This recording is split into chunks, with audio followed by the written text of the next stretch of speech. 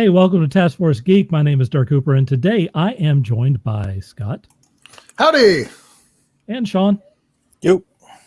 And we have a special guest today, which is Pete Knifton. Hey, Let me give you the rundown on Pete. How are you doing today, Pete? I'm doing very, very well, thank you. If a little hot. You say it's hot there. Tell everyone where you're at. I'm in Nottingham, home of Robin Hood and Games Workshop. And, there you go. It's unseasonably warm. And we're expecting thunderstorms, etc. You know. We're kind of having the same weather we're having here in Oklahoma. Sounds like. Yeah, it's all good though. You know, it could be raining. All right. Well, I'm going to give you a little introduction, and then I'll get started with all of the beginning stuff. Pete's best known for working on Blood Bowl and Warhammer 40K for Games Workshop. He drew Transformers for Marvel. Walt, if you're out there, you need to know that. He did a bunch of record covers. His most famous was War Master by Bolt Thrower. We'll talk a little bit about that. He drew the Napoleonic flintlock art, did numerous book covers. That's very cool. And is in the process of writing and drawing a Kickstarter comic, Tales of Fear and Wonder. We will talk about all of these things in a couple of segments. All of the stories or questions that we're talking about tonight were shared on the Taskforce Geek Facebook group and the Taskforce Geek Quora space. Join us on either of those communities to get a preview of what we could be talking about. I'm not ready on anything. I've been talking to Pete. But there's the Taskforce Geek Quora group. There is the Facebook page that we are broadcasting live from, and there is the YouTube channel that we're broadcasting live from. The Taskforce Geek Facebook group is right there. It is very active. We encourage you to get on that. We're looking for guests for Taskforce Geek, either for an interview or to join us on the show. If you have something to promote, like an independent comic, a game, a movie, or something else that's geeky, we want to help you with promotion. Let us help you with promotion. If you're interested in that, contact us at taskforcegeek@gmail.com. And finally, where's our share team out there? If you're watching us, then please share this on either Facebook or YouTube. If you do that, then your platform becomes our platform for the next hour and a half, 2 hours or whatever, and we deeply appreciate this. The first thing I want to mention tonight, well, I did not create a banner for this, so I'm just going to say to see this, go to the YouTube channel. But Scott started a new thing called Prime Reviews. What? Scott, do you want to talk about Prime Reviews a little bit, or? I guess I can. We decided to, inject some different things besides being live every Tuesday night at 7:00 Oklahoma time in the US. And we decided to try to maybe branch off. I decided I can probably spare 10 minutes of my life and try to do some either comic, toys, or even board game reviews. I'm going to try. My goal overall is to kind of stick within 10 minutes or less.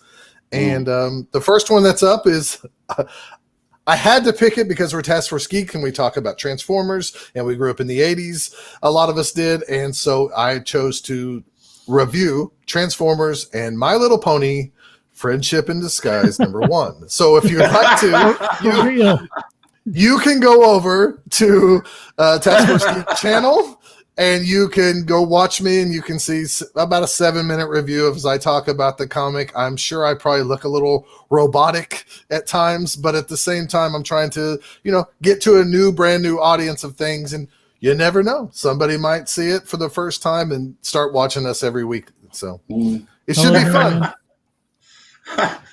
Hey, it's a good review. He did a good job with it, and we're getting pretty good hits on it. So congratulations. If you want to see that, go to our YouTube channel, which I put up earlier.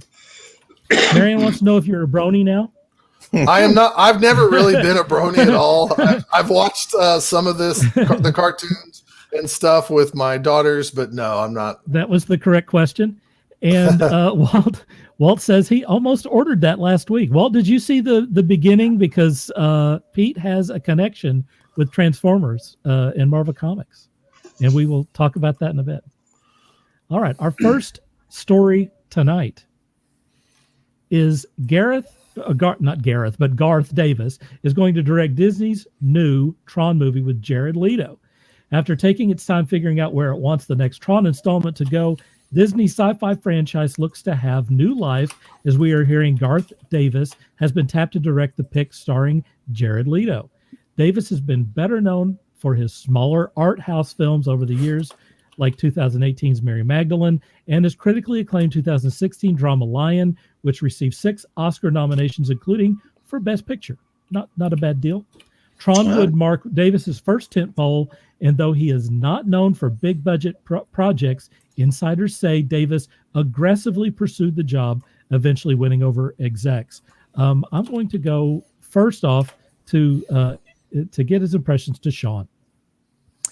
Well, my first impression is, how is this going to tie into the previous 2 films, or is it going to tie in at all? I know that Jared Leto had signed on back in 2017, I believe it was.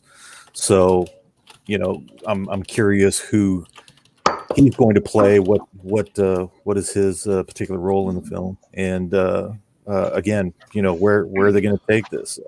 Are they going to forget everything that happened in the last movie, or are they going to build on that? I'm real curious to see where they go. Yeah, me too.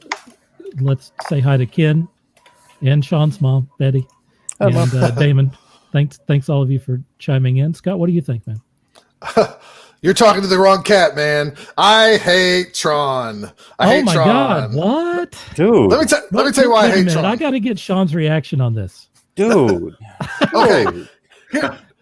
As a child, I didn't get to go see a lot of movies in the theater, unless it was a special occasion and stuff. So Tron came out, and of course, in my kid brain, it was like cool effects. It's set in this world, this fantasy world of like computerized stuff. I loved what I saw visually. I thought the video games at the arcades were awesome, but then you see the movie and it's so stupid. The guy gets sucked into the computer and he lives inside of a computer. And at any point, somebody could come by and unplug the computer and kill them all. I hated that as a child. I hated it. I did not watch the sequel to Tron. I heard it was fantastic. Wow. I did not watch it. I don't care about it. Thanks. I probably should be forced to see it, and then I could probably really, really appreciate it. But I haven't seen it, and I don't care. Just unplug the computer and kill them all. Holy cats. This is really, really Sorry. Jennifer loves Tron and loves Jared Leto. So there's where you stand there. And Marianne is shocked in horror. It's the venom that you have when expressing that you haven't seen this. Oh, dude. Really? I might hate Tron more than I hate the first Superman movie. Superman has a bad day and he just reverses the earth. Oh, I had a bad poop. I should have ate better. I'll reverse the earth and then eat something better. Come on, get out of here. You're like your ginger show, brother. Pete, I'm gonna go to you next on Tron. Okay. I have not seen the last Tron movie. All right. I very much enjoyed the first one when I saw it back in the 80s, if it was the 80s, whenever. In fact, I've got a whole bunch of Tron comics somewhere. But as for the new reboot, about getting sucked into a computer and whatever, but my personal take on it would be that it's sort of like virtual reality gone wrong. And, he is directly hardwired into the kind of system. And can't get out until he completes several tasks. Right. That's my particular thing, Cool. I probably would appreciate it more seeing it as an adult. Like I said, as a kid, I just thought it was its own world, and that's what I wanted more than anything. It was beautifully directed, I thought. I mean, there was some fantastic kind of grays and blues, and it was lovely to look at. Ken says the sequel was okay. Walt says, Scott, we can't talk to one another for at least a couple of days. Oh, he'll change his mind. I'm so Tony handsome. Says the sequel was great. All right. Well, I'm the biggest. I'm the opposite of Scott. I am the biggest nerd ever for Tron. It was seminal to my growing experience and has infected my love of film and art and everything else that happened all the time. Mobius was intimately involved. Sid Mead was intimately involved in creating the original world. It was way, way, way ahead of its time. It was almost like an art film. With all of that said, it was terribly stupid. The story was terrible. The acting wasn't all that good, although it did have a very young Jeff Bridges in it, who was super cool. So anyway, with the new deal, Garth Davis is super well known for absolutely nothing, which I think is really wonderful. I have no idea exactly what an art house guy is going to bring to this, but to his credit, he did get nominated for an Academy Award for Best Film, so that's an interesting thing for someone who's going to direct a Tron film. And he specifically asked for it, which says to me that despite the fact that the first and second stories were really, really terrible, but the visuals were amazing and the music was amazing and the concept was amazing, at least in the first film. I think that maybe the story and the direction will maybe be up to par with this, potentially, with the new guy. I guess that's basically my take on that. You guys have anything else to say on this subject before we get to... I mean, wasn't the last Tron a follow-up with Jeff Bridges' character and everything else? Yeah, so he was... It'd be cool to have a different take, right? Right. I mean, my biggest criticism of the second Tron movie is that the original Tron movie was literally about 30 years before its time. I mean, the stuff that they talked about in that Tron movie was, incredible. This idea that you have this virtual universe that exists in a computer or something, that's long before, the standard version of the internet that we have now, virtual reality, anything, all of that stuff. It predated all of that. In fact, it probably had a profound effect on how we have user interfaces and how we visualize the actual internet. The sequel movie, instead of forwarding that concept, kind of just redid the first movie again. It was really sad that they didn't try to make something really different and spectacular about it, because let's put some concepts in there which would be new and would challenge us just like the original story did. But visually, the second movie was stunning. I mean, it was really, really amazing. Walt Thompson says Gareth Edwards practically came out of nowhere. Well, that's true. That's a good point. So did the guys who did Endgame and Infinity War. I mean, those guys were television producers. If I Evo Blue right, says Leto makes him nervous. Didn't Gareth Edwards do Monsters? Yes, which was pretty damn good. That was a low budget science fiction film. Right, and obviously that's what got him notice for the other films. True.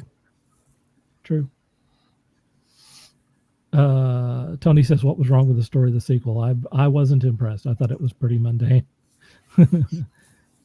Just my opinion. Sure. The Russo brothers. Yes, wait a minute. Here we go. The Russo brothers. Walt's backing me up. Yeah, they came out of nowhere. They were directing and producing Community, episodes of Community, before they did the first the second Captain America movie, and they did pretty awesome on that. So who knows? If you've got a good take on it, that's awesome. Yeah, Ken says the visuals were great, but the story was kind of weak. All right. This is a huge story here, folks. Initial reports that Jim Lee was being transitioned out of DC Comics have, however, been scotched by well-placed sources early this morning. This is breaking as we're talking. But it seems he is no longer publisher. Jim Lee is going to be called the Chief Creative Officer at DC Comics. Instead, Executive Editor of Global Publishing Initiatives and Digital Strategy, Marie Javins, and Executive Editor, DC Children's Young Adult, Michelle Wells, will be taking the publishing role, reporting to Jim Lee as CCO, and Lee will report to Warner Brothers President Pamela Lifford. Reportedly, Javins and Wells are very different people with different priorities, so it is likely that DC will divide amongst the two. The article that I'm quoting was told that these two roles are interim while Warner Brothers makes further decisions. Nancy Spears, VP Sales, is also being elevated at the company alongside Michelle and Marie. I did not list all of the people who have been fired. They are calling the editorial shakeup at DC Comics, quote, a bloodbath. So I'm going to first go to Pete and ask what the heck is happening at DC Comics. Dirk, check your messages real quick, privately. All right. To be honest, I'm not completely au fait with all the details going on there, but it is my considered opinion that comics per se are dead in the water. The kids of today would far sooner play a game or watch a movie. The sheer creative bankruptcy that's infected comics over the past 20 years is now coming home to roost. Mm-hmm.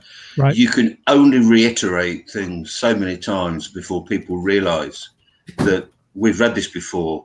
It's nothing new. That there are no creative geniuses anymore like Jack Kirby working in comics. Mm-hmm. Nobody's bringing anything to the table. It's become very corporate, controlled by accountants, and it's just dull. Okay. Right. Yeah. I think those are all great points. Shawn, what do you think, man? I've got to agree. This has been a long time coming. I think you and I have talked about this for at least that I know of at least a year or so. How nothing's moving, nothing's growing, nothing's new or exciting. So this was all bound to happen. The situation, the event, the world event that we're undergoing. Was it Backstreet Boys reunion tour?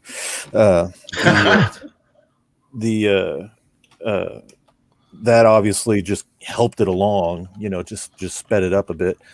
But this was always going to happen. The industry could not maintain itself the way it was going, and I think with AT&T being the big daddy of it all, they're looking at numbers and they're not seeing the numbers they want to see, and so it's time to start trimming the fat off this cow. So they're starting at the top and they're working their way down. Do you think it's positive, Shawn? Eventually it'll be positive. Right now it sucks. It sucks for those that are working for DC, sure, or not working for DC anymore. I'm fairly certain all of them are going to get, some wicked severance packages. Everybody's going to do fine till they can get back up on their feet, hopefully, either independently or if they have a desire to write the great American novel, now they can. If they have other projects they want to work on, rock and roll, whatever. But this is just a thinning of the herd. It has to happen. It'll happen at Marvel at some point. It was always bound to happen, and it now here it is. Yeah, let's go to Scott on this. Ken wants to know how many titles are going to be lost. I think a lot of titles. I think that's a good thing. Today I was talking with Brian Alcorn from Wizards Asylum. We were talking about this. He was I don't know if y'all mentioned it. I had to walk away for just a second when Pete was talking. Did you hear that the rumor is they're going to put some esports guy in charge of this stuff now? I have heard that, yes. I have, yeah. No. So some esports guy, like esports and digital comics and all this stuff is a totally different medium. What Brian was telling me that he heard is it's very possible that DC's just trying to take their couple of good toys, which is Batman, Superman, Wonder Woman, and then just disregarding the rest. I mean, if you look at the shelves now at comic stores, for DC Comics, you have Batman, Detective Comics, right. Batman Adventures, Batman and the Outsiders. You have Wonder Woman. You have, at the time, there was, I think, a Wonder Woman Superman Joker comic. And Harley Quinn.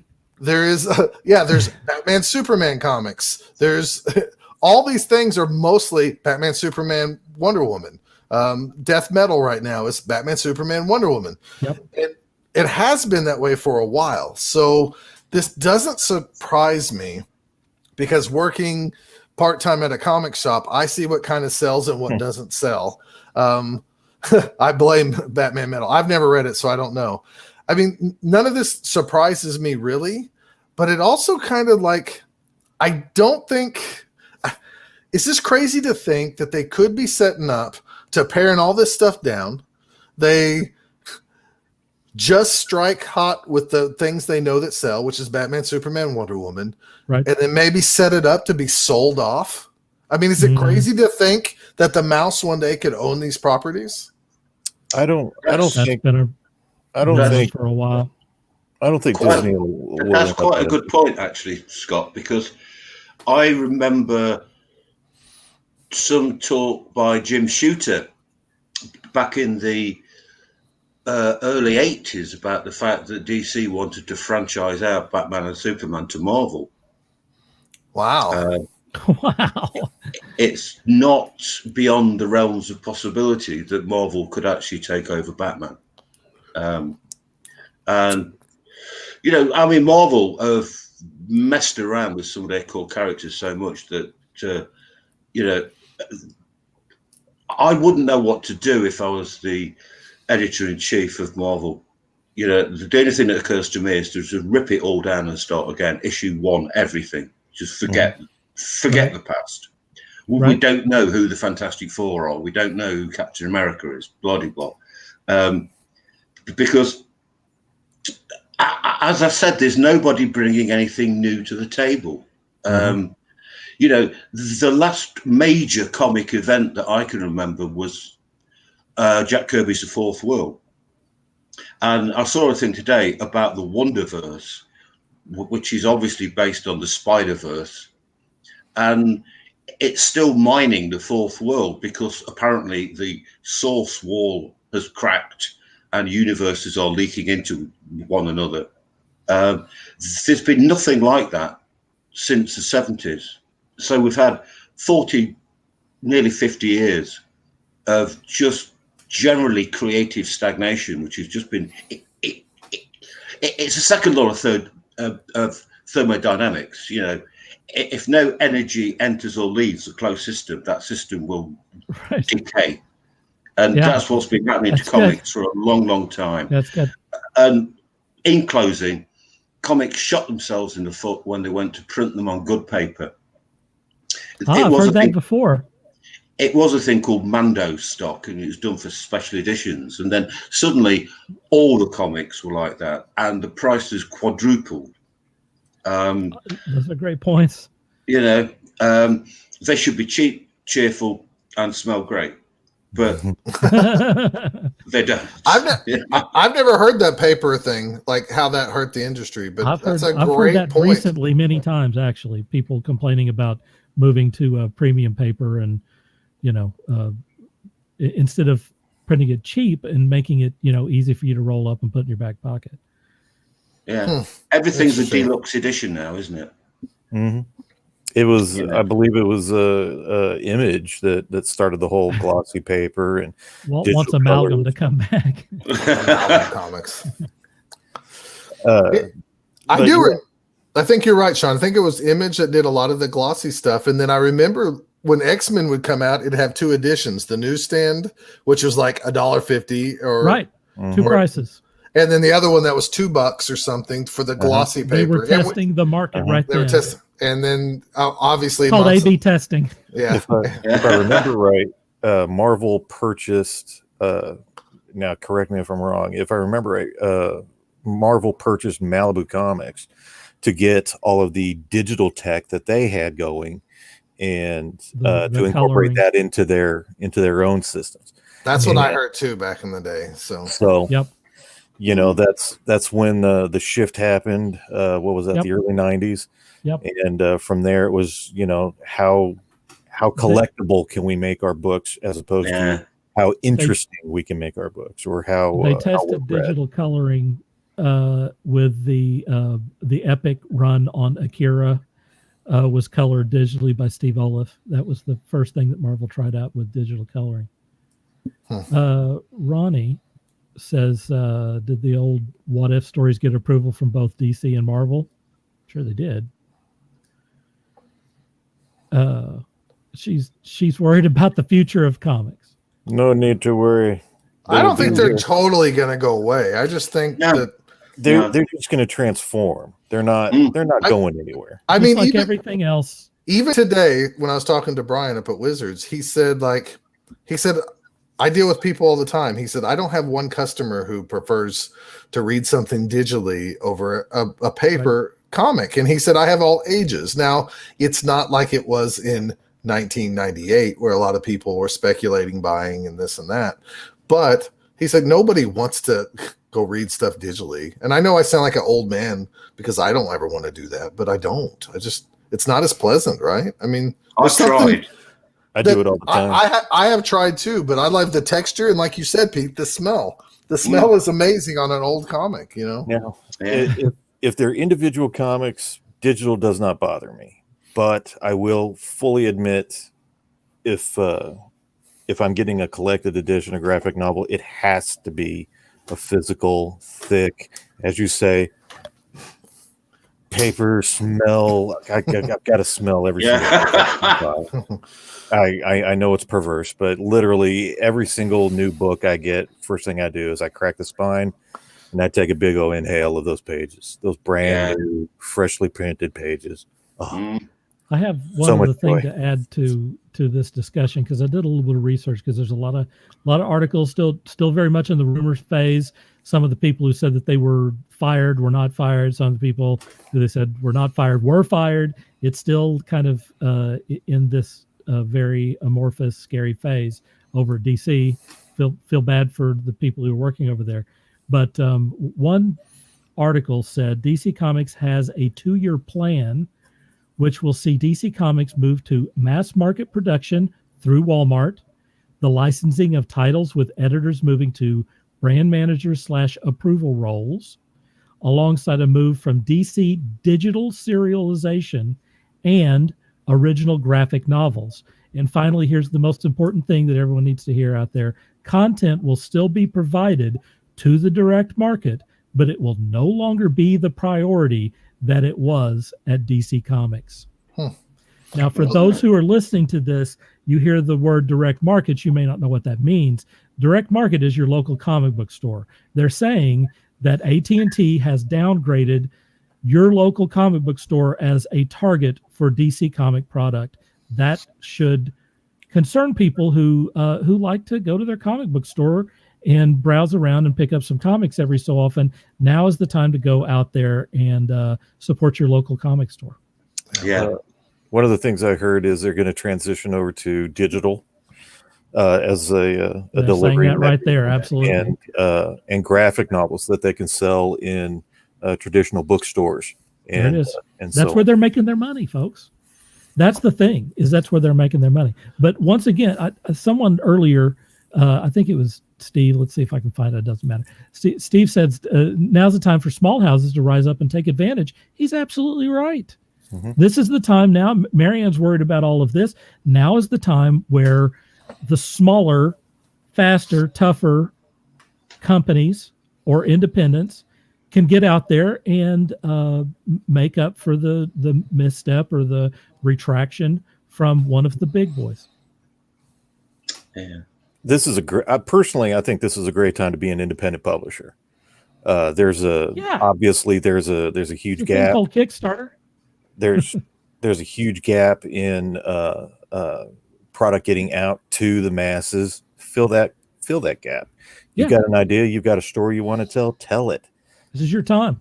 You will find an audience. The audience is out there and they're begging for something.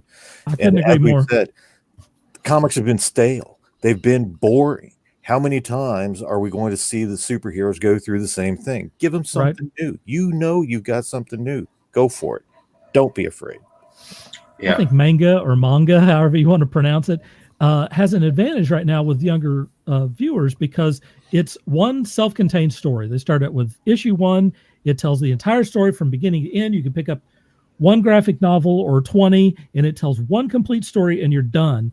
If you pick up Batman, you could be in an alternate universe. You could be in some sort, you could be one of the many reboots. You could be the New 52. You could be, back in the Golden Age. You could be seeing an adaptation of the 66 version of Batman. I mean, who knows? Who knows what the heck it is that you're reading?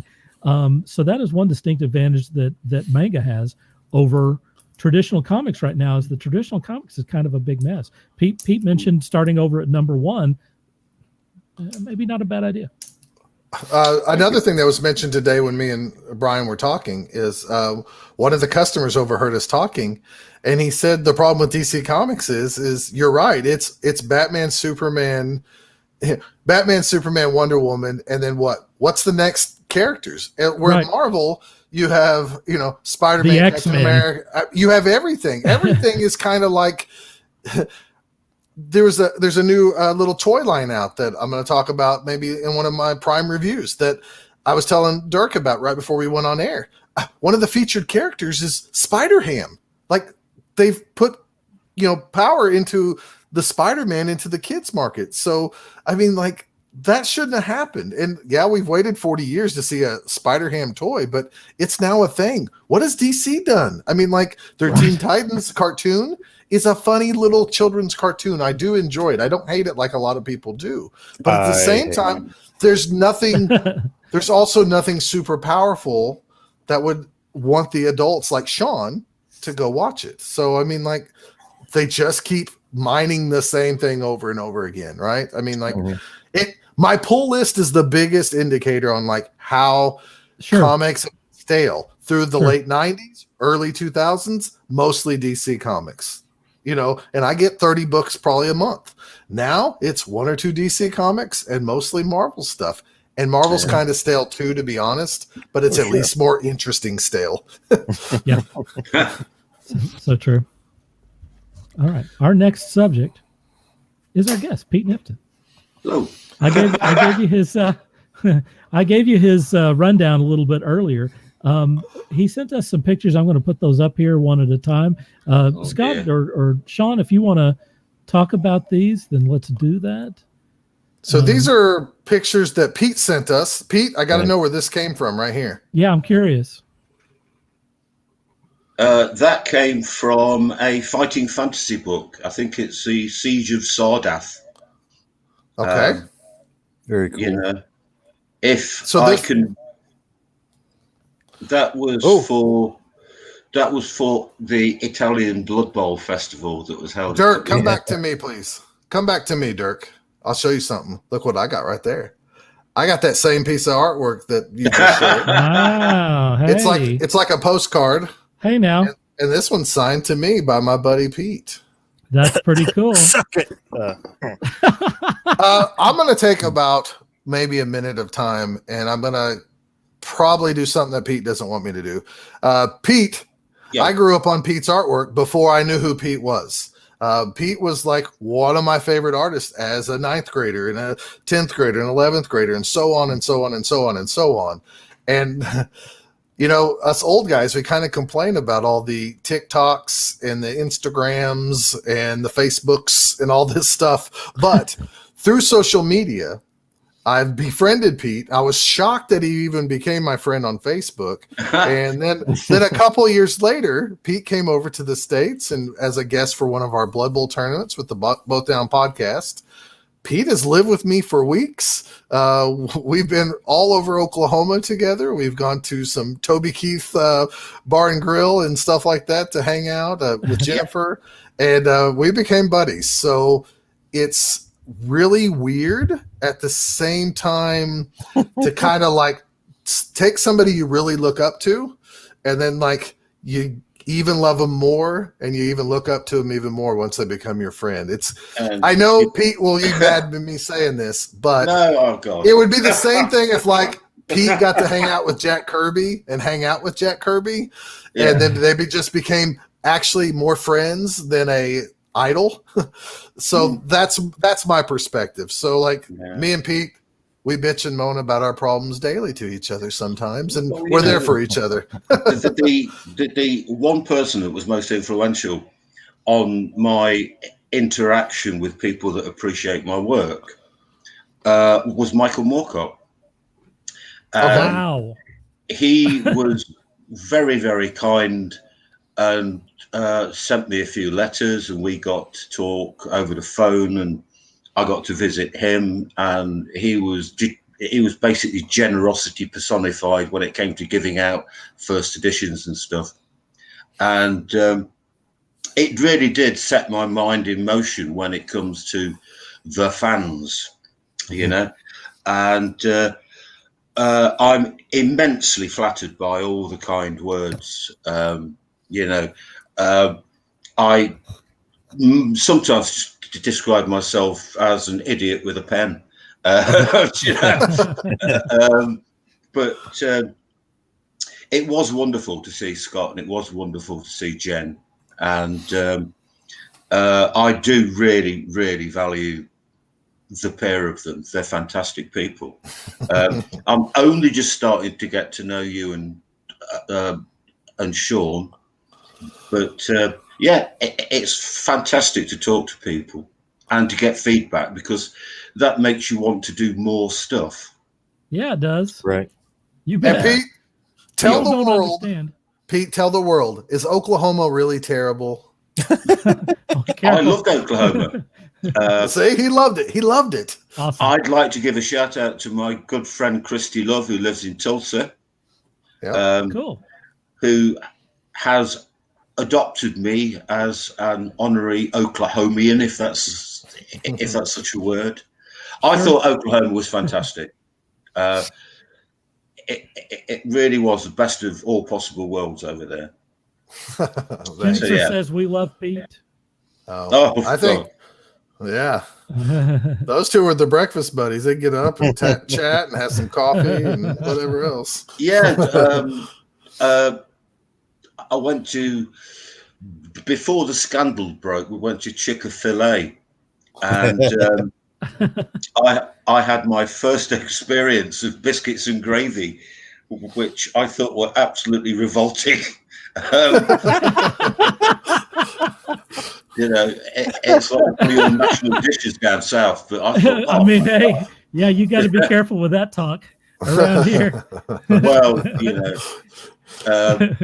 no, it was also fantastic to see Steve Campbell as well. I mean, you know, he is a wonderful guy, and as nice as pie.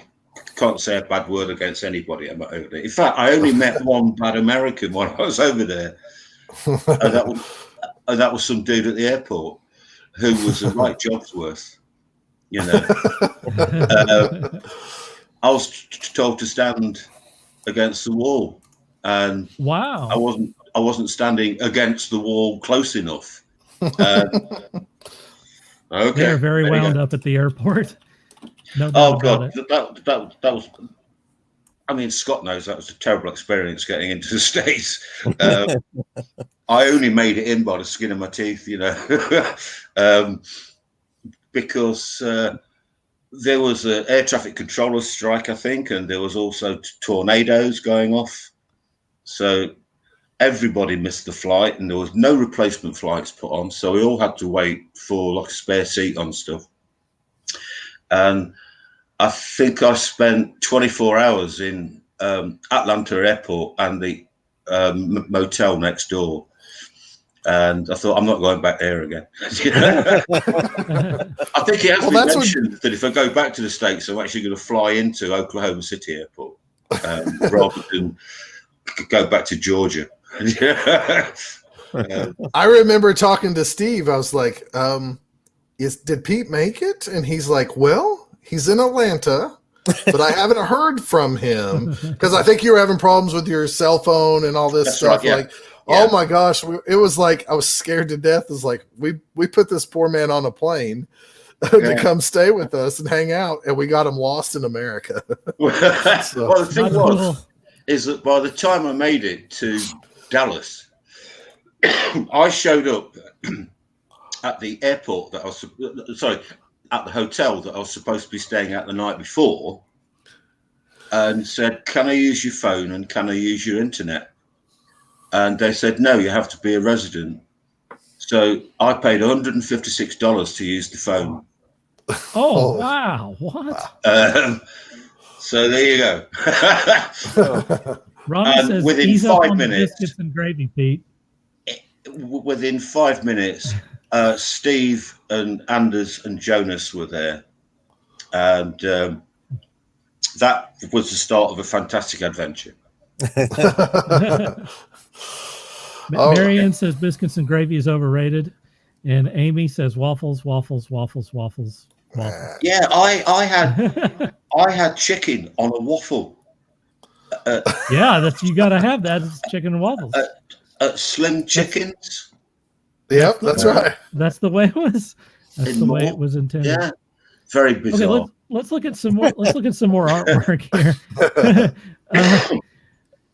What is this from here? That is Warmaster by Bolt Thrower.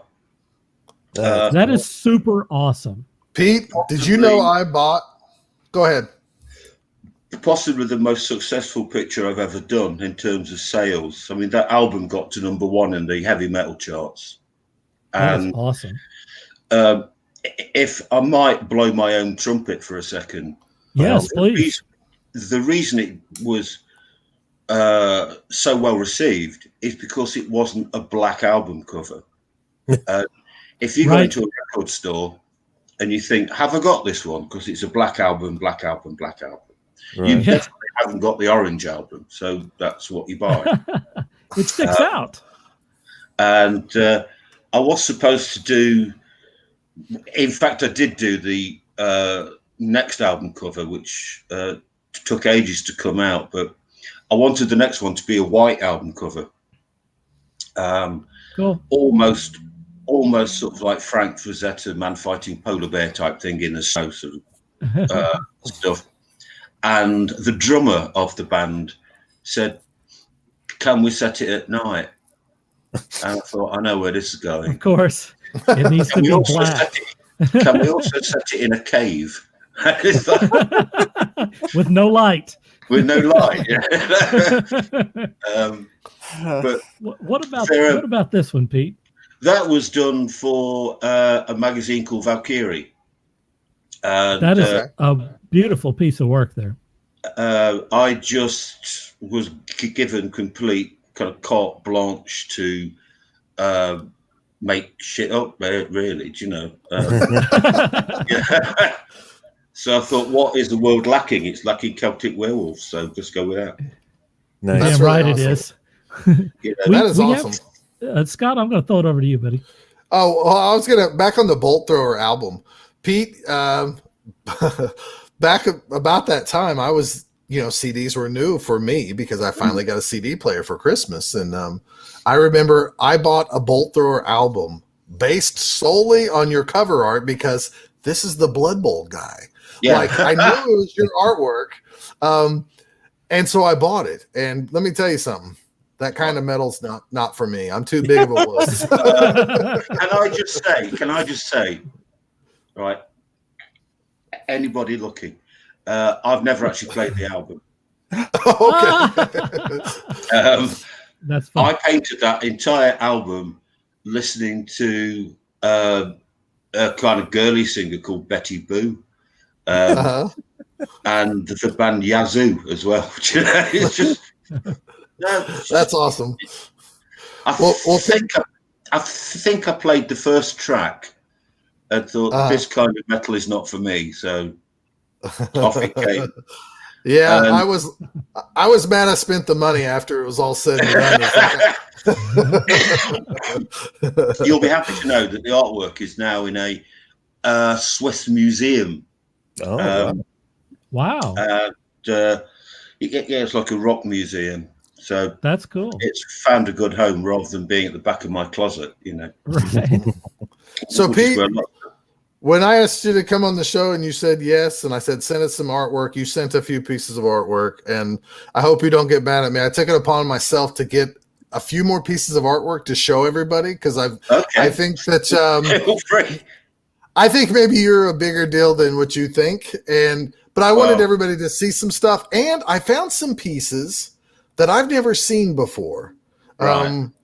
I don't know if you know this. You have some like Pinterest pages from other people that like went to college with you back in the day, and I found some artwork of yours. So Dirk is going to go through them, and we're going to slowly talk, and I'm going to ask some questions. I think I've seen this before, but I don't know the story behind this and what it was used for. It was used in a book called, I haven't got my right glasses on, so I can't see the spine of the book. It was a book called UFOs. I was working with an agency called Young Artists at the time. And I mean, that is going back to the late 70s, that picture is. Okay, so it's real. You used to send in artwork on spec, and they would sell it where they could. So, you know. So you did this without a particular project in mind? No, I just did it, you know. I mean, it's pretty cool. That's awesome. You know, I like how he casually says, I just did it. It looks amazing. Yeah, I mean, come on. Come on. And this is all before the age of digital stuff. So all this is probably what, airbrush and painting and airbrush and collage. Very nice. Wow. Yeah. Nice work. Easy. All right, let's go to the next one. So Blood Bowl. Of course I had to bring this one up, right? How I got introduced to Pete's art was through a game called Blood Bowl, which I do a podcast on. And I truly believe that the success of Blood Bowl is because of Pete's art. I mean, like, I know somebody else created the game, but Pete created the visual world of Blood Bowl.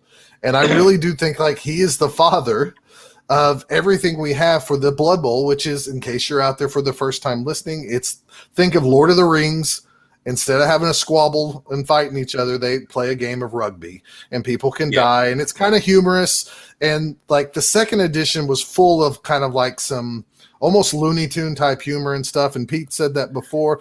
But this piece of artwork here, I think was in like a White Dwarf or something. But I remember seeing it as a young man and just astonished. Now, I know you probably just drew it and somebody else probably put all the little details on there, but I'm not sure. So I thought I'd ask you. I loved this. This was magical to this 9th grade boy who loves sports and loved goblins and violence. Well, the thing is that, I was working for Games Workshop as a freelancer. And I went in one day trying to get some more work on 40K. Mm-hmm. And which was my first sort of love, you know. And I was taken aside by John Blanche, who was then the art director, and said, we haven't got any 40K work for you, but we have got this sports game. And I don't really like sports, as Scott will know, having taken me to a baseball game and seeing the utter and complete boredom. And he was like, oh, what is this? And said it's called Blood Bowl. And I was fortunate enough to know Jervis, the guy that actually created the game. And we used to go for regular drinks together. And we just got chatting, and we basically worked through the comedy DNA of Blood Bowl, which is essentially Daffy Duck and kind of Roadrunner sort of kind of slapstick. There's also a lot of 2000 AD in there as well, which is a big British comic. Mm-hmm. And the one thing that we never allowed ourselves to do, but both the writers and the other artists that worked on the project was to take it seriously. It's a bit of a laugh. I mean, it's not it is the yin to 40K's yang. That is so serious, so deadly, dull, serious. The Blood Bowl is just a laugh. And I enjoyed it up to a point, and then I thought, I can't keep doing this. Right. You know, it's getting to be a chore, and I felt like my own tribute band. No, I did. It's like, you know, guess what you're singing tonight? Yeah. Oh, well, that's why I don't want to totally go on that too much, but I know a lot of us little boys, I mean, we still can't get that imagery out. I mean, I still love playing the game Blood Bowl, but man, it misses your handiwork. And what I always thought interesting is how you've told me for years, I was never a sports guy. I think that's maybe what made it special is you poured your soul into it, not your influences from sports. And maybe we got a different world through your eyes because you saw things different. Very probably, yeah. Dirk, if you'll keep rolling through some pictures, I just wanted other people to see some of these pieces that I loved as a kid, seeing through the books. That's really nice. Yep. I really like the way you got this. The figure in the front is really dark to separate the character that's, you know, in the middle ground. That's really nice. That's actually quite it's quite an accepted technique for illustrations. You know, I did one of the Blood Bowl strips in Spike, and there was only one way to do it, which was almost to actually plagiarize this picture, because it's the only way you can show the two guys. Right. It's happened on countless comic book covers as well. You know. All right, go to the next one, Dirk. This one is in the lore of Blood Bowl. There's a team called, you know, at second edition time, there was a bunch of dwarves, a bunch of humans, a bunch of elves, a bunch of goblins. But there was this team that, you know, kind of like the Goonies of Blood Bowl. It was all these riffraff characters that were called the Chaos All-Stars. And they were the only guys, they were misfits who got together. They were the X-Men of Blood Bowl, or the Goonies of Blood Bowl. And they were the Chaos All-Stars. And this is one of... I'm sorry. Oh, this is one of the pictures that was in one of the books. And me and my also friend, a T-shirt as well. I know, and I can't believe that. I mean, like, I wouldn't have known, you know, 30 years ago, but this was so magical and so influential. I wish I had the picture. The lizard guy there that was later named Snake Sanders. I tried to draw a picture of that, and I remember crumbling up several times because I couldn't catch that same look that Pete had. So I hadn't seen this picture for many, many years. Really? It's amazing, dude. I basically wanted to do a side project with Games Workshop last year, and they were interested up to a point, and then the idea was to make a Blood Bowl Avengers. There is a threat so powerful that you have to get the best of the best together, and I also wanted to do it as like a cheap and cheerful comic book. And at that point, the interest seemed to evaporate. I don't know the details, whatever. I'm not prepared to, you know, go into that. But it had a working title of Blood Bowl Avengers, just so we could call it something. You know.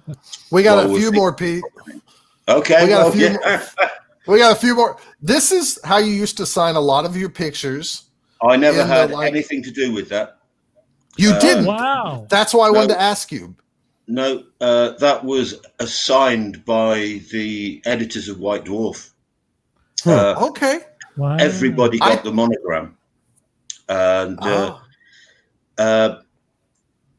no, I've always signed my work in the same way. which is just my name with a little. Well, I was telling Dirk before we went live, and I was like, I'm going to ask him about this because in a lot of the old pictures in the Blood Bowl books, right next to it was this Pete Knifton little like logo, and I was like, did he change it? Did he sign his name different or anything? So that answers that question. That's good. I will explain to you. Oh God, yeah. How old were you here, Pete?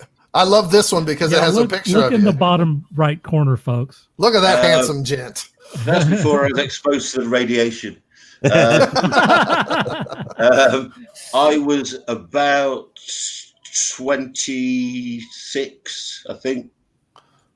Look at you, man. Probably about 26. Wow, that's awesome. Yeah, there's some good imagery here too. But I saw that picture of you. I've never seen this. I've seen some of this stuff individually, but not all together. So I'm assuming this was from some magazine. That was from the Illuminations thing, wasn't it? Okay. Where my friend was working as an assistant editor, and there was a brief biography. Nice. He listed my two favorite authors as Moorcock and Dick, which well. Thanks a lot, Ian. I see a pattern. Yep. Now this next one, Pete, I think this is stellar. There's so much detail. This is really wonderful. This is beautiful. What is this from? Warhammer 40,000 handbook, I think. Okay. I've been offered an awful amount of money for this, but a lot of my stuff went missing at Games Workshop. I don't know what happened to it. I just never got it back. But it has been restored and also coloured. This is one of the few pieces that I actually drew at the Games Workshop studio because there were all these figures and I didn't want to be carrying bags of figures back and forth. So that was that. I don't know. I sat there watching Tony Ackland work and just basically do figure after figure for a couple of days. Okay, that was going to be my next question. Is like, how long did that take you? Was it days? I'd say about 3 days. 3 days. It is impressive for 3 days, dude. It's beautiful. It's amazing. I don't mess about. I love it. I don't mess about. I'll get bored very quickly. All right, here's the last one. Oh, okay. I'm sorry. Go ahead. Go ahead. No. Okay. No. I'm sorry. I didn't mean to cut you off. So here's the last one I saw. One, I want to ask you, what is this artwork for? Is this like Necromunda or some other game I'm not familiar with? It was a sample piece for the Warhammer comic book that was eventually produced. Okay, all right. I wasn't chosen to work on it, but it was a sample piece. All right. So in this corner, I have circled, it says useful information table. So this probably came from the same book that had your picture in it, because it does list under literature Mike Farron, Stephen King, Moorcock, and Dick. So this must be the same thing. Yes. I always adored Mike Farron. He was very influential in my development as not only as a writer and artist, but also as a person. Sorry. Oh, also it lists, and I'm just reading some of this stuff off because I've never seen this before, so I think it's really fun. And it lists that your favorite films are Mad Max and Aliens, which I know you named your son after Mad Max. So that's cool. Our artist is Beardsley to Kirby, and I think it's Sienkiewicz. Is that correct? Yeah, Bill Sienkiewicz. Talk about Beardsley, because I know you've talked to me about that before, but I couldn't tell anybody who or what he has done. And I know he's important to you. You mentioned it before. Layman's terms, he was what you would describe as an Art Nouveau artist. Did very simple, almost perfect black and white drawings, which were an absolute masterpiece of using negative space. He was incredibly popular, but had tuberculosis and was also involved in the Oscar Wilde scandal by the sheer fact that he worked on a magazine that Oscar Wilde edited. Oscar Wilde demonstrated one of the most shocking displays of hubris ever shown by a human being when he had the head of the London police come round to his house and say, there is a boat leaving for France at 6 o'clock, be on it.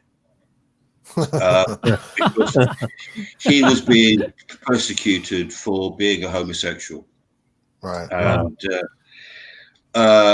Oscar was so full of himself that he thought, I'll just take the piss out of the judge and walk free. That didn't work. Oscar got 3 years hard labor. Oh, geez. Wow. And Aubrey was caught up in all this sort of scandal. Is that, you know, anyone associated with the kind of decadent movement was immediately vilified because there's a huge public outcry. You know, and the reactions of some writers and artists were very extreme. For instance, I think that George Bernard Shaw went from wearing velvet jackets to wearing tweed almost overnight. You know, so he's been very, very influential, Aubrey Beardsley has. And he sadly died at the age of 26 from tuberculosis. Wow. And also used to apparently draw by the light of black candles. Which, you know, that's that. Another thing you have listed here on this piece of fun information, it says, interesting anecdote. You've turned down a project with Alan Moore because he didn't know who you were. I've never heard this story. The whole thing with the Alan Moore thing is it was very much a misunderstanding, I think. Okay. I went through agonies deciding whether to do it or not. And it would have meant me quitting my sort of full-time job. At the time, I was working as a theatre designer and essentially doing Alan's bidding for not very much money. And I just didn't feel secure with that option. Alan is and was a splendid fellow. You know, I've been out to dinner with him a couple of times, and he is a fantastic guy. Even more fantastic if you don't talk about bloody comics. That's the thing. I bet that's true. Was this for 2000 AD or for Miracle Man? Or what was the project? It was a cartoon. Really? Yeah, I honestly can't remember. It's a long time ago. You know, it was eventually produced, but I've never seen it. You know. Okay, that's cool. I just never heard that story.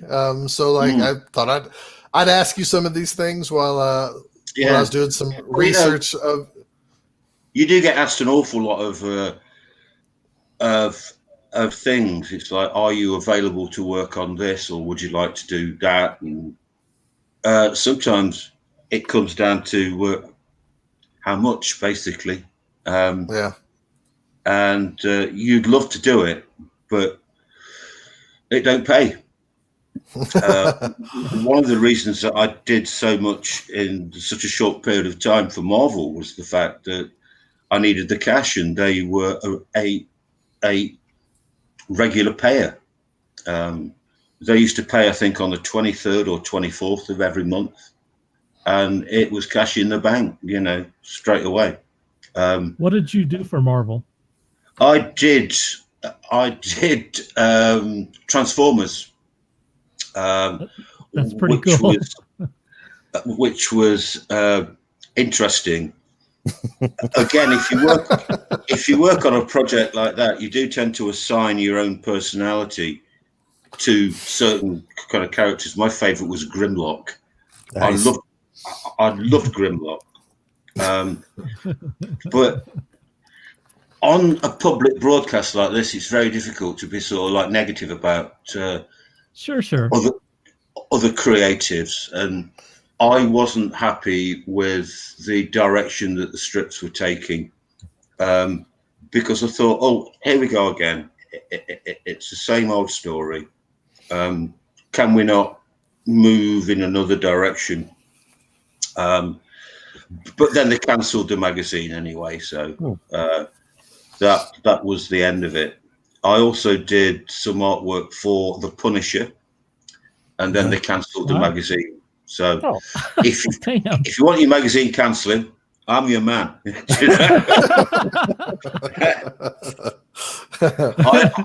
I also did an ungodly amount of kind of children's comic work back in the 90s, which no one's ever heard of. And I was turning out 13 pages a week of that, because that's a good pace. I had a wife and a kid to look after, and I also your motivation. Took very seriously Jack Kirby's sort of work ethic, is you've got to keep a roof over your head. He produced well too, yes. But I don't really want to go back into that kind of market. I want to pursue my own sort of stuff now. Before we talk about your stuff, Pete, could you tell the guys, because I tried to retell this story. It's a Marvel editor told you to call me in the morning on Monday. Oh, yes. Yes. Tell that story, because I can't do it, Pete, justice. I love this. This is for all you people out there who want to be a comic guy. I went to a comic convention, and I did the rounds of the editors, and I got talking to a certain editor called Tom, who went, "Wow, what are you doing at the moment?" And I said, "I'm working on Transformers." And he said, "This is great. Would you like to do an X-Men annual?" And I said, "Yes, please." He gave me his card and said to call him in the morning. And I rang Transatlantic and whatever. And I said, "Can I speak to Mr. Tom, please?" And I got through to him. And he said, "How did you get this number? Who the fuck are you? Fuck off."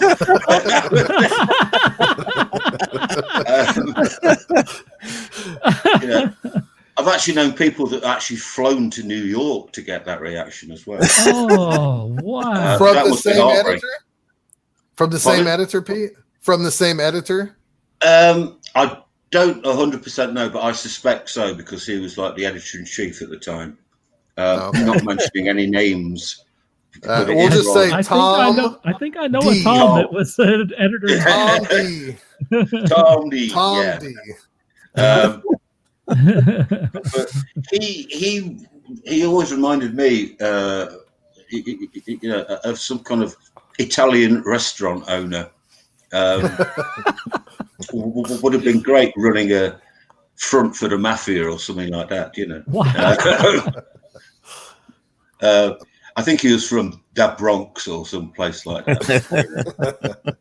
Let me get a few comments out, and then I want to know about your new project. if we could talk to you about that for a moment. Anthony says he actually liked the Bolt Thrower album, so that's good. So it had its fans. Steve says, man, that UFO piece looks straight out of an old Stephen Caldwell Galactic Encounters series book. Wow. Do you know if it made it into that? There was, in the kind of post Star Wars publishing world, there was a great sort of vogue for those kind of books. I had several myself. Yeah. And loved them. Yeah, I think I'm in another one as well, but I can't remember it so long ago.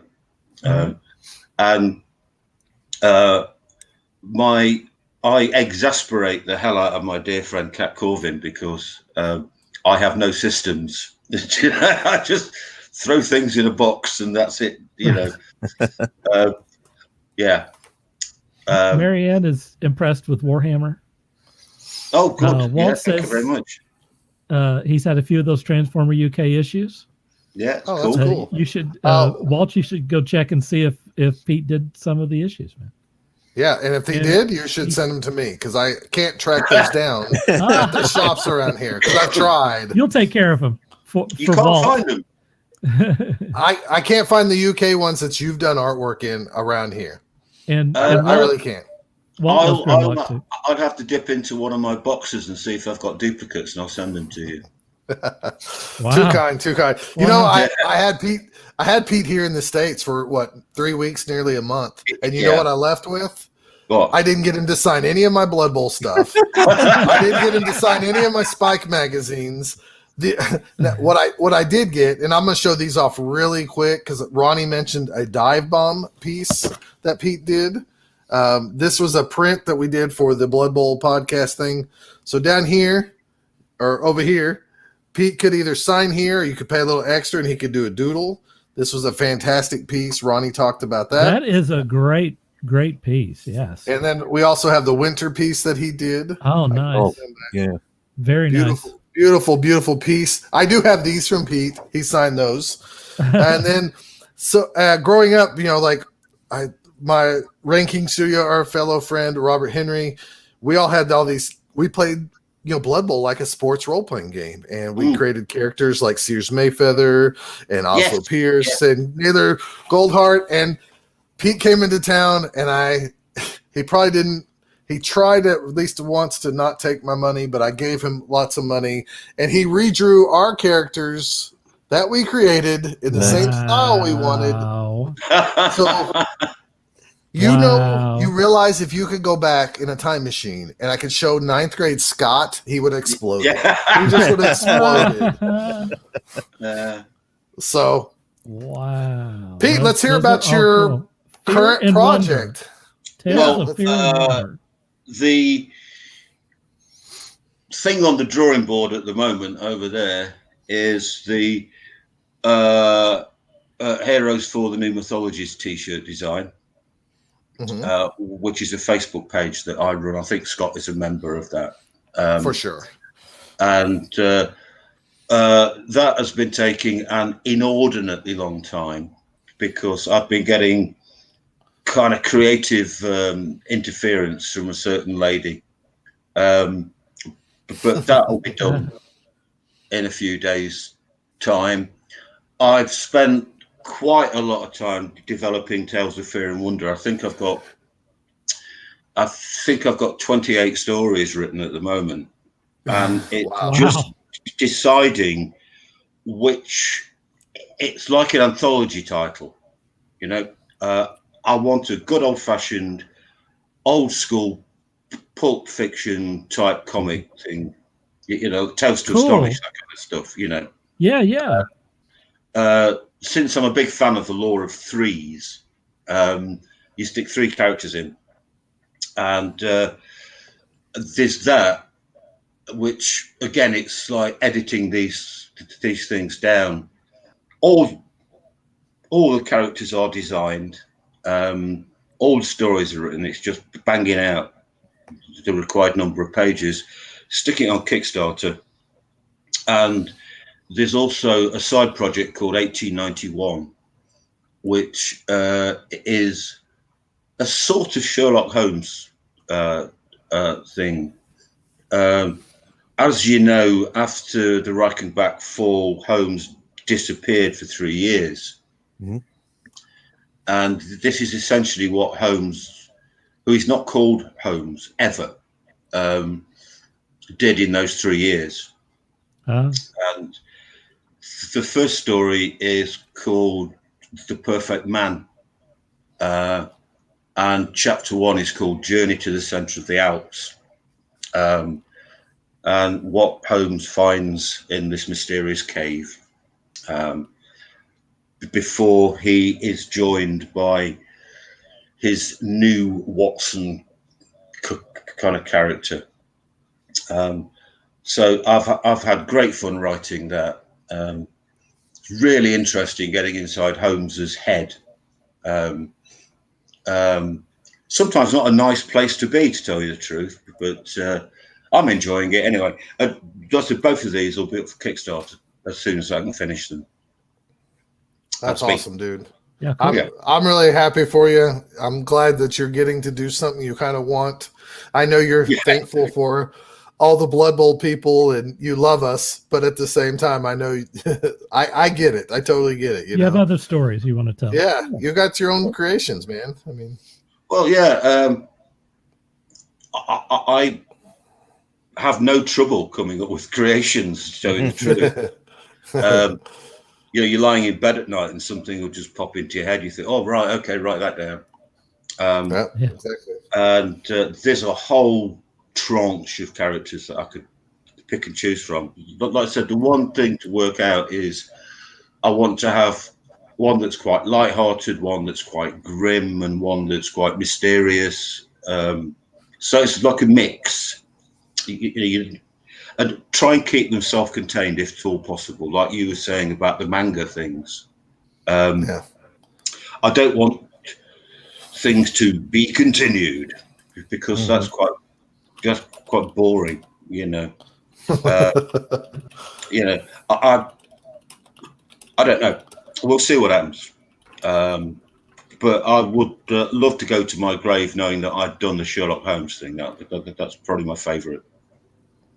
I look forward to all these, man. Like I said, I think you have an audience. You have a resume that will back all that up. Just once they're done, we're going to be ready to buy them for you. And I've told my friends, and I don't know, if anybody out there's listening, I don't even know if we could do this at some point. I think you deserve a Art of Pete Knifton book. And right. You do. But I've got very little of my own artwork back. I know that's the bad thing, right? That's crazy. With regard to a certain games company, I heard the word dumpster used at one point. Oh no, that's terrible. No, that's terrible. So I don't know. And I also hope that's not the case. Well, so do I, but there's always more artwork to produce. So that's right. I was talking to a friend earlier on Facebook who had seen one of the very first comic strips that I'd ever done 44 years ago. A strip written by famous in Britain horror writer Guy N. Smith called Bamboo Gorillas, which was set in the jungles of Burma during the Second World War. Bamboo Gorillas. And I had completely forgotten that I'd actually done it. It's like, who did that? And it was only when I enlarged the picture that I found my own signature on it. And it was like, Jesus, I did that. Pay more attention. Pete, last question I have for you. Tell everybody about your love of robots, because I know you have a tremendous amount of little robot collectibles all throughout your place. The one thing that I am very proud of contributing is when Games Workshop were developing Adeptus Titanicus, I was the robot consultant. And I gave them loads of sort of Bandai bits and bobs and stuff, which I never got back.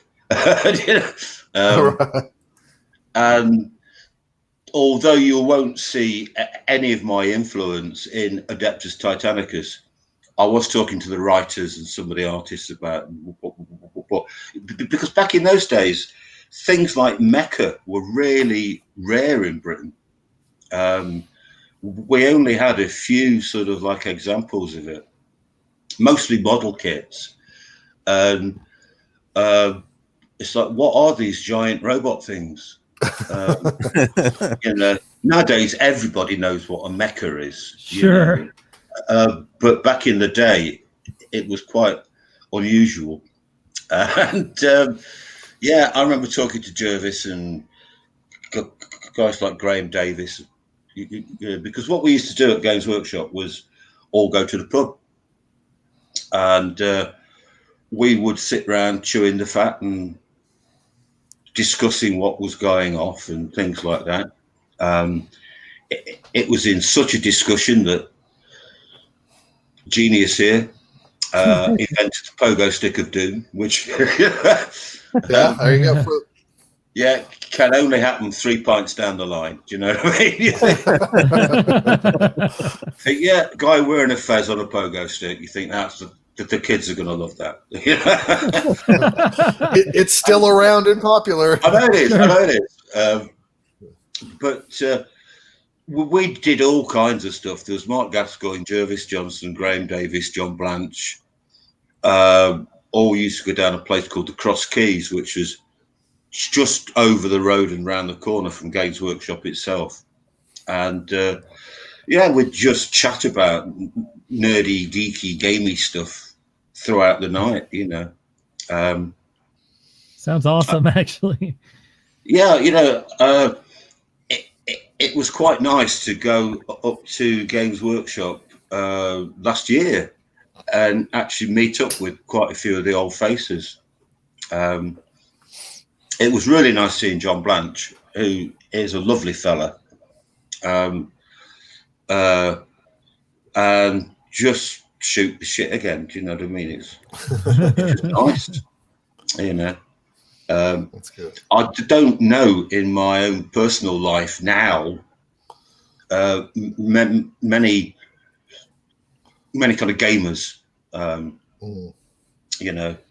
so it's always refreshing to meet like-minded people. Yeah, I like that. Yeah. Next question, if any, or what, I think it's time. I think Dirk's going to direct us where we're going now. Yeah. Okay. Pete, it's been great to hear this stuff. I think we could look, if you or when you get some stuff done, let's have you back on here again. We'll help you promote it. Okay. Or come on and just be a geek with us, and we don't even have to cover all that. Just hang with us. Yeah, just hang with us. We'll give you a break, and just be a geek with. You said you don't have a gaming geeky group to hang out with. You can come hang out with us. Yeah. Well, actually, I do have the options, but I've met a few of them and thought I don't want to be associated with those people.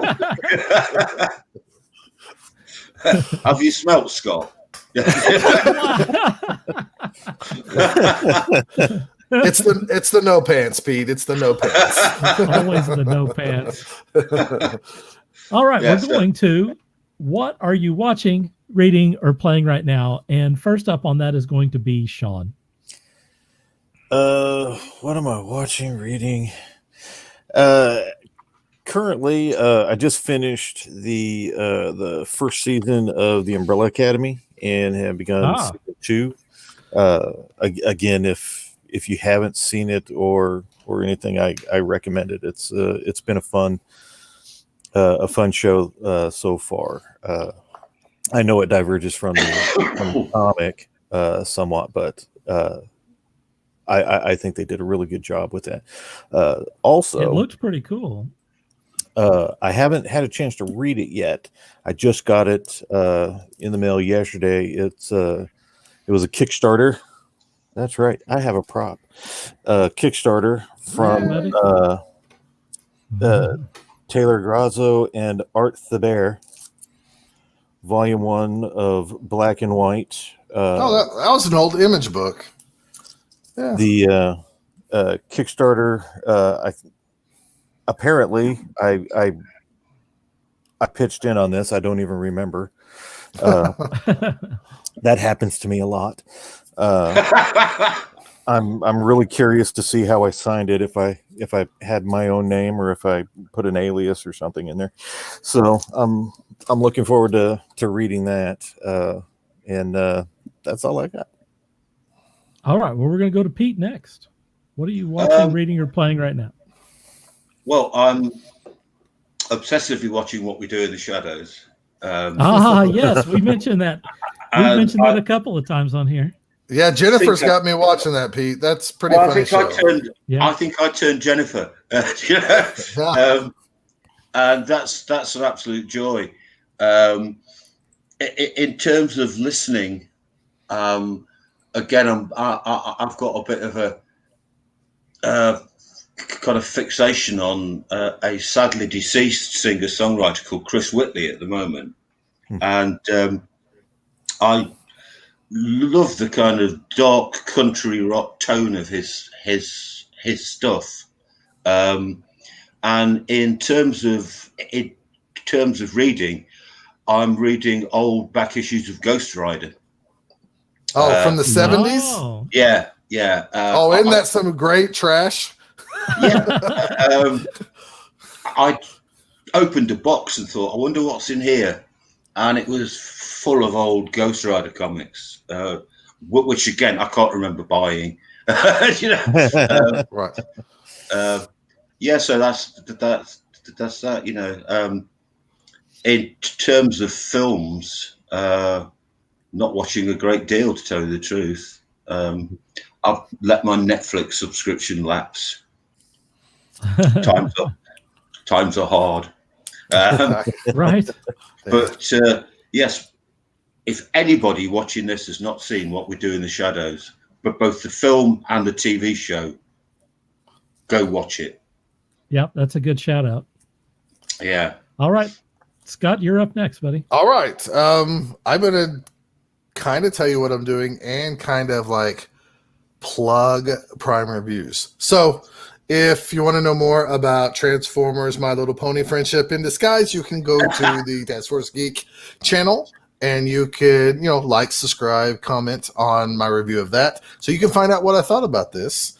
And it's the next, I have been watching, some What We Do in the Shadows. I am almost about halfway through season 2. I haven't watched the film. Was that an English film, Pete? Is that It was Australian film? Okay. It's done by Taika with TT, who is the guy who did the most recent Thor film. Okay. And it's kind of the cause célèbre of. Well, maybe me and Jennifer will hunt that down. Like Walt, I started also the Netflix Transformers War of Cybertron series. I've been through 3 episodes. There's only 6. It's very short. So if you're like me and you can't sit in front of the TV because you got to be moving and playing and thinking you're doing something important, even though you waste your own time, you can sit down and watch some Transformers. It's a very cool art style. I think the first night I watched it, I immediately texted Dirk and said, "You need to watch this. I think it's going to be up your alley." Yep. It's pretty cool stuff. And then probably either in the next Prime Reviews or the following, because I'm going to do more than just comics. I'll do the occasional toys or board game. This is a toy board game, I think. It's called Battle World. You can join me on Prime Reviews where I open my balls and show you what's inside. Hey-yo! Hey-yo! Where we can kind of do an unboxing, because I just saw these today at Walmart, and at first I was like, there's no way I'm going to buy whatever junk that is, because it's by Funko Pops. It's called Battle World, Mystery of the Thanos Stones. But look at this. Look at this. Spider-Ham's in it, and I'm a big idiot for the old Star Comics Spider-Ham. Not only is Spider-Ham maybe blind bagged in here, but Captain Americat and Croctor Strange, which is also characters from the Spider-Ham universe. So I got my kids around this week. I'm going to maybe do an unboxing and force them to play this game with me. I'm sure the game's going to suck, and just look at the little figures, but that's the next Prime reviews coming up. Yeah. Hey, excellent. Excellent. Is that it, man? That's it. All right. I watched a movie called The Mandela Effect, which I'm not going to review here because I'm going to do a review of that and put that up on the Taskforce Geek YouTube page sometime this week. I do have some props, though, myself. This is something that I got at a local comic book store. It's called Far Sector. It's got a new Green Lantern in it. The point of this story is, the reason why I picked it up is because the artwork is beautiful, by the way. It's by Jamal Campbell. Great artwork. The storyline is about some like a far off planet that has all of these people that are protesting, and the police are threatening to kill the populace. Now, you might think that that was ripped out of the headlines, but this came out in March, and it was probably written 6 months before that. So I think it's very interesting that this storyline kind of coincided with current events. That's one thing I am looking at. I happen to run into this because of Shawn. Shawn handed this back to me today. This is Bad Girls. That's my signature over here. Here it is. Yeah. And Shawn and Scott and I have work in this, just in case, what the heck? There it is. It's really rare.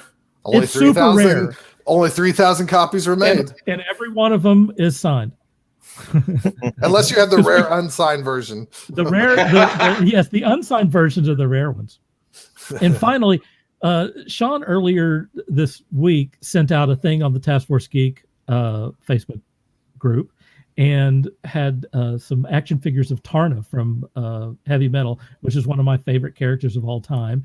And while I was looking for those figures, and by the way, they're outrageously priced. They're, I'm going to have to sell my car or something to get a couple of those. So while I was looking around for those, I happened to find this, which is a Heavy Metal Tarna graphic novel.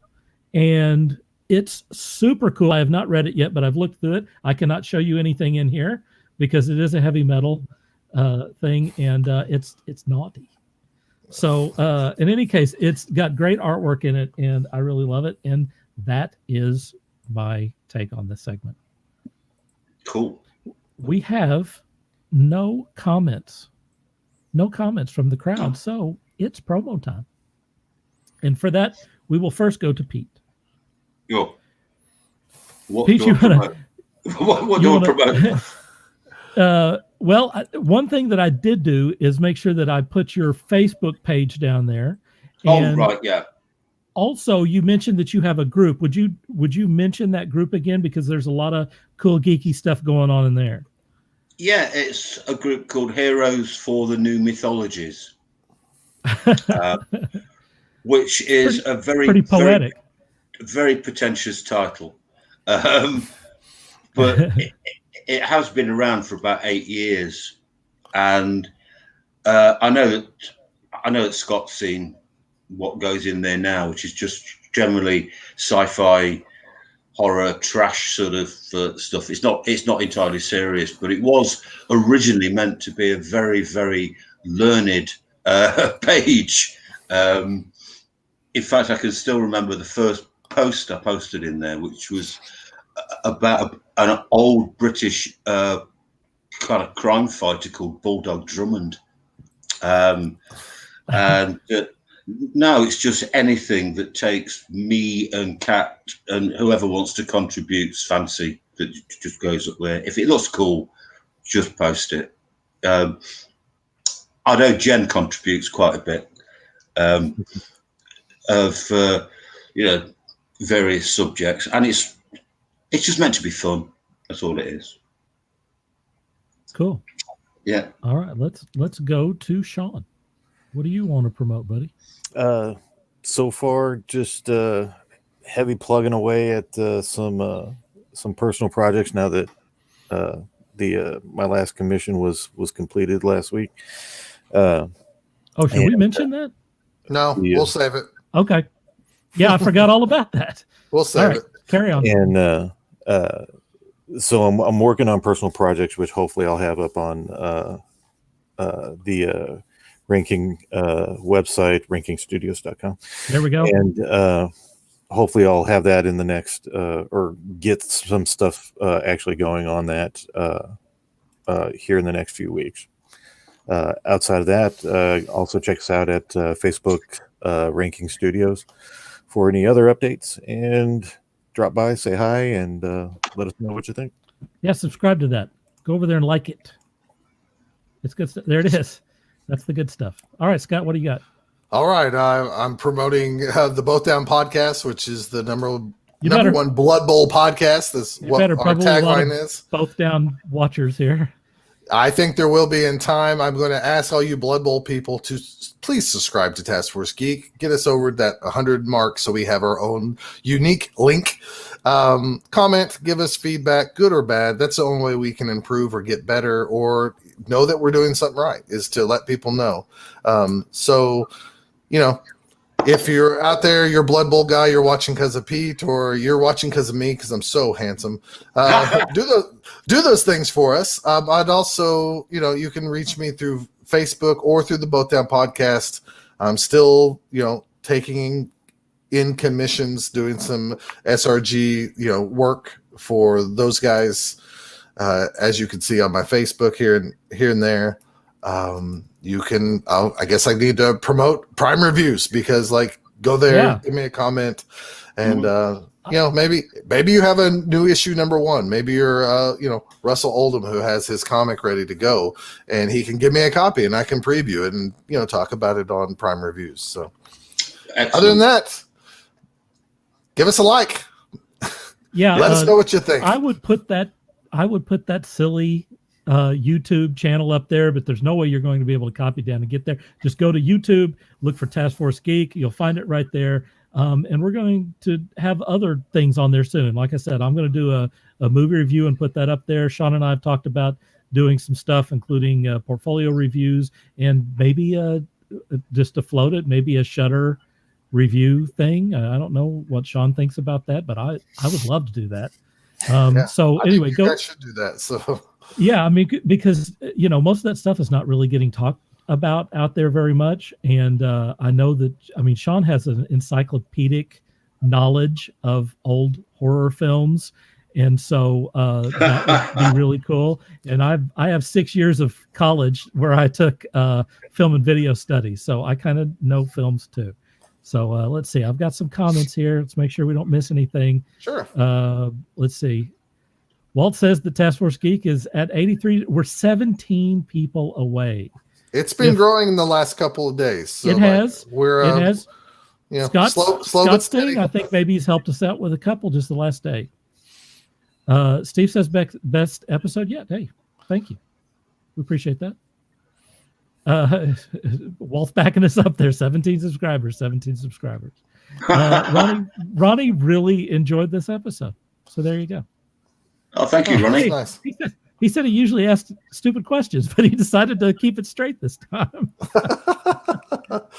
So good. My cool accent. That's what it is. Hey, we're super international in this episode. Well, yeah. Yeah. Pete, I'd like to thank you for coming on. Like I said, it's been an absolute pleasure. It's a weird place in the world when, like, somebody you really admire a lot becomes your friend who you admire and you actually you love more. Oh, stop it. You let me talk, old man. I just want you to know I love you, and me and Jennifer all the time talk about how we miss you, and anytime you want to come back, you know, you got places to stay, man. My man. Once the New Kids on the Block reunion is over, there you go. Now that shows me he's watching our show there. I know that you get demonetized if you mention the word that shall not be mentioned. Yes, we try to stay away from it. Yeah, but it has been inconvenient, hasn't it? Yeah, you know, it really has. It has thrown a spanner in my. I want my money back on this year.